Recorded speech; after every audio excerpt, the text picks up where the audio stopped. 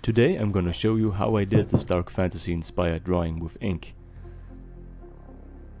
I did a little bit of sketching in my sketchbook, just laying out my basic idea.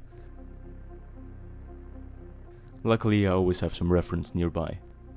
And it's very easy to get inspired to draw things like this if you're a big fan of everything fantasy related like me, or especially like dark fantasy or grim dark coming from the Warhammer universe. So yeah, I started out this drawing like I would any of my other drawings if you've seen anything on my channel, just doing a basic layout of everything, and then I'm starting out with the big centerpiece, which is the skull of course, and I don't know how many skulls I've drawn in my life.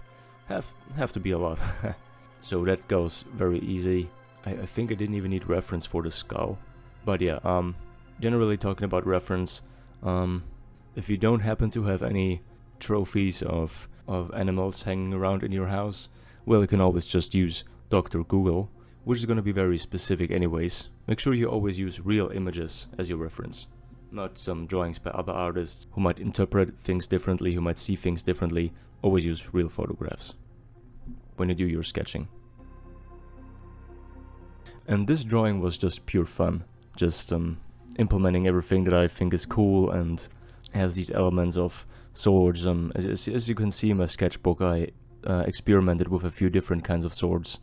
I settled for a very simplistic design of the blade. In the end, I thought I would do like a more like a curvy, more of a curved sword. But then at the end of the day, the very straight blade just looked the best, and it contrasted the more organic, round look of the skull. For the hilt of the sword, I found this cool water bottle with all the ornaments on there. Or not a water bottle, it's not a bottle, but you know what I mean, this thing. And it has this cool ornaments on there. So I drew some inspiration from that. I ended up doing it going not too crazy with it, because I already have so much texture on the roof and on the tower, and on the horns, that it would be, but especially on the tower, that it would be a little bit too distracting and way too cluttered to have so much detail and so much swirly stuff going on at the sword, because I wanted it to stand out in the foreground a little bit more. But yeah, I drew some inspiration from that, and again, no Google needed. Weather like this always makes me want to read some of my favorite books. Like recently I just finished Lord of the Rings trilogy, because it took me a long time to finish it, not because it's a lot, but because I always have like huge breaks in between, like weeks or even months of reading. I read like 500 pages or something, and then I won't touch the book for weeks. And sometimes I just take a book and I have it finished in like 14 days or something, like, I don't know, Dune by Frank Herbert. That took me like maybe 2 weeks. But yeah, now that I have finished Lord of the Rings, I'm gonna reread The Hobbit, which I read when I was like 13 or 14, I think. And I bought myself a very nice special edition with some illustrations by Alan Lee. I'm already halfway through that, so a very quick read, The Hobbit, but very enjoyable. Alright, so the moment has come to take out my Muji fountain pen to reactivate it. It's a little bit beat up, the aluminium outside of the pen, as you can see. It was in one of my drawers for a long time. But now I dug it back out and I bought these ink cartridges by Pelikan, of course black. Pelikan has some really cool dark inks. I love to use their green ink, more greenish ink, for another fountain pen of mine. So yeah, that is really cool. So glad I dug it back up for this drawing, because I wanted to go for my fine liners, you know, my ink pens, my micro pens, or what they're called.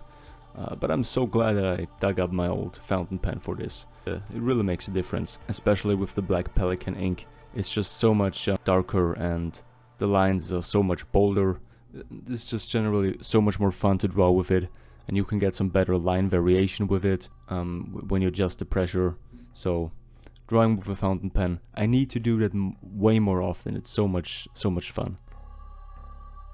And yeah, while I was drawing this, I was listening to Dungeon Synth. Dungeon Synth, is that what you pronounce it? I don't know, but very cool genre of music. It's basically like the intro of a black metal album for the entire album.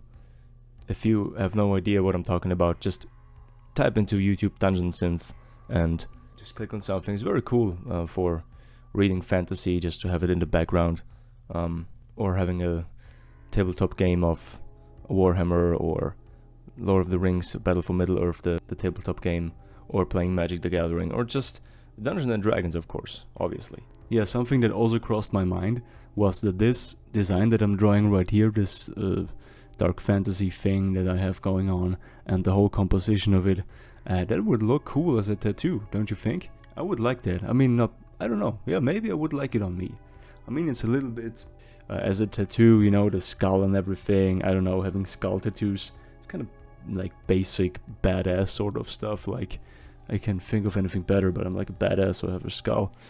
But there are some cool skull tattoos out there, and I'd like to get at least one during my lifetime. Like, but it has to be a little bit creative, and I think this would be just the right level of creative, like having enough added to it, having it made like sort of cool, and adding a lot to it, so it's not that basic, just oh, you're like badass skull tattoo, your generic badass skull tattoo. And I would like to tap my toes into tattooing a little bit. I thought about buying myself like a cheap tattoo gun and practicing on some fake skin. I mean, I could also practice on pork, maybe, like some pork skin that you can buy at the butcher, but I don't know. No, I'm kind of like, sometimes I'm kind of like a little bit, not OCD level, like monk level, but I like things to be hygienic and clean a lot of the time, so I don't know.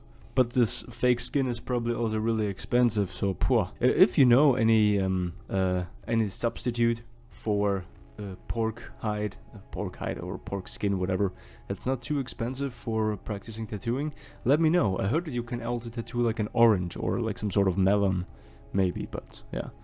Well, I would like to practice a little bit, but I think I would have to go a little bit more simplistic for it to work as a tattoo, because I put so much detail in it, as you can see, and those fine lines, those small lines, I don't know how well they would hold up, but if the tattoo ages, they would just kind of merge and blend together anyways, so it would just look like normal shading. I don't know, that's sort of my thought, but probably if you do so much small lines, you would overwork the skin, I think. Yeah, but I don't know, I have to learn this, so I'm gonna practice on my own a little bit and for myself, and maybe I can like ask some people that I know that are tattooing currently. So yeah, let's see. So the last thing to be done here is to create the fog, the smoke that's coming out of it. I'm using graphite and ink for that. I decided against doing like I decided to go against the usual type of fog that I'm doing. I have a video on how you can draw fog or smoke for your designs. It's linked in the upper right corner, definitely check that out. But I decided against that because it would like look too cluttered a little bit. So I just wanted this contrast of this black ink / graphite smoke that's coming from it, or fog basically. Check out my Instagram, it's linked in the description. I post some cool stuff on there, so yeah, subscribe, give me a thumbs up. I hope I see you around on the channel, okay? Take care, bye bye.